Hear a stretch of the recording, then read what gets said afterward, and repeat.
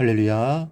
사랑하는 대강의 가족 여러분, 오늘 하루도 하나님의 말씀과 동행하는 삶이 되길 소망합니다. 오늘 함께 나눌 하나님의 말씀은 요수아 19장 40절에서 48절 말씀입니다. 일곱째로 단 자손의 지파를 위하여 그들의 가족대로 제비를 뽑았으니 그들의 기업의 지역은 소라와 에스다올과 이르세메스와 사흘라핀과 아엘론과 이들라와 엘론과 딥나와 에그론과 엘드게와 기쁘돈과 바알락과 예욱과 브네브락과 가드림몬과 메알곤과 락곤과 요파 맞은편 경계까지라. 그런데 단 자손의 경계는 더욱 확장되었으니 이는 단 자손이 올라가서 레셈과 싸워 그것을 점령하여 칼날로 치고 그것을 차지하여 거기 거주하였습니다. 그들의 조상 단의 이름을 따라서 레셈을 단이라 하였더라. 단 자손의 지파가 그의 딸린 가족대로 받은 기업은 이 성읍들과 그들의 마을들이었더라. 아멘. 오늘 본문은 단 지파가 가나안 땅을 기업으로 받은 영토의 경계를 기록하고 있습니다. 동으로는 베냐민 지파, 남으로는 유다 지파, 북으로는 요셉 자손, 서쪽으로는 지중해를 경계로 가나안 중앙지대를 기업으로 차지했습니다. 그런데 이 땅은 단 지파가 기거하기에는 면적이 좁았습니다. 민수기 26장을 보면 단 자손의 종족들은 이러하니라. 수함에게서 수함 종족이 났으니 이는 그들의 종족을 따른 단 종족들이라. 수함 모든 종족에 계수된 자가 64,400명이었더라 라고 했습니다. 계수된 숫자가 64,400명이었습니다. 여느 지파보다 많은 인구입니다. 그럼에도 불구하고 땅의 면적은 좁았고 게다가 기업으로 받은 그 땅에는 아모리 족속의 원주민과 블레셋 원주민들이 살고 있었습니다. 이런 환경에서 단 지파가 어떤 행동을 했는가를 보면서 귀한 교훈을 발견하고자 합니다. 먼저 단 지파는 북쪽 레바논 골짜기를 쳐서 영토를 확장했습니다. 4절에 그런데 단 자손의 경계는 더욱 확장되었으니 라고 했습니다. 원래 기업으로 받은 땅보다 더욱 확장이 되었다는 뜻입니다. 계속해서 보면 이는 단 자손이 올라가서 레셈과 싸워 그것을 점령하여 칼날로 치고 그것을 차지하여 거기 거주하였습니다. 그들의 조상 단의 이름을 따라서 레셈을 단이라 하였더라 그랬습니다.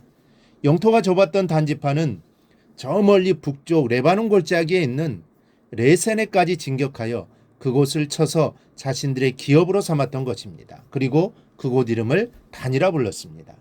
이 모습을 통해 우리는 단 자손들이 현실적인 어려움을 용맹스럽게 극복하는 것을 봅니다. 자신의 처한 역경을 스스로 개척하여 성공을 거두었습니다. 이런 부분에 있어서 우리는 단 지파로부터 배워야 할 것이 참 많습니다. 용맹과 투지, 개척정신, 밀고 나아가는 추진력, 참으로 좋은 모습입니다.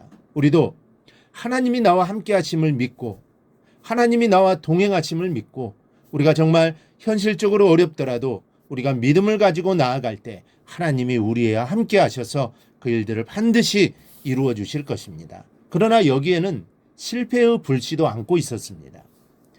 단지파 영토를 넓히기 위한 북진 정책은 참으로 용맹스러운 것이었습니다. 그러나 이보다 더 먼저 진행되었어야 할 것이 있습니다. 그것은 기업으로 받은 땅에서 가나안 원주민을 척결하는 것이었습니다. 하나님의 명령은 그들을 멸절시키라고 하셨습니다. 왜냐하면 그들이 남아있을 경우 그들이 화근이 되어 이스라엘을 병들게 만들고 하나님을 배반하게 하며 우상 숭배의 길로 부패시킬 것이라는 사실을 하나님은 알고 계셨기 때문입니다. 그래서 가나안 족속을 멸절시키라고 명하셨습니다. 그런데 단 지파는 그들을 그대로 남겨둔 채 북진 정책을 펼쳐 레센 땅을 차지하는 일을 먼저 생각했습니다. 그 어떻게 되었을까요? 이 레센 땅은 훗날 우상 숭배의 중심지가 되고 말았습니다.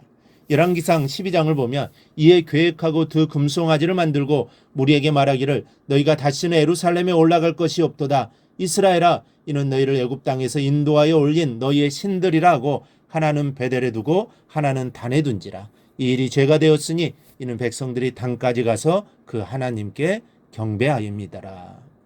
레센 땅을 점령하여 단이라 불렀는데 바로 그곳에서 우상 숭배가 자행되었습니다. 이스라엘 백성들이 그곳까지 우상 숭배하기 위해서 올라왔다는 것입니다.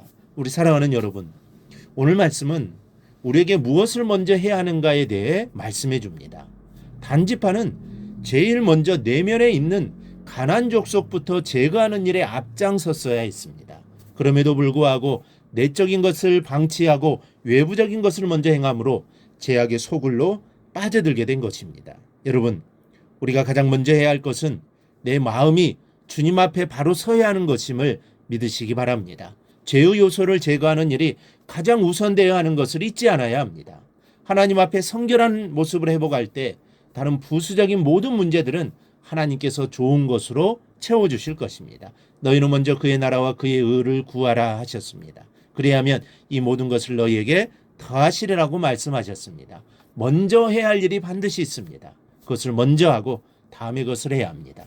우리 그리스도인은 내 자신을 늘 바라보며 내가 주 앞에 온전한 모습으로 서 있는지 살펴보아야 합니다. 그리고 먼저 주의 일에 힘쓰는 자가 되어야 합니다. 그리고 하나님이 나에게 맡겨주신 일에 최선을 다해야 합니다. 그래야면 하나님께서 반드시 우리와 함께 하셔서 형통의 삶으로 인도해 주실 것입니다. 오늘 단지파의 행동을 교훈 삼아 먼저 해야 할 일들을 먼저 행할 수 있는 저와 여러분이 되기를 주님의 이름으로 축원합니다.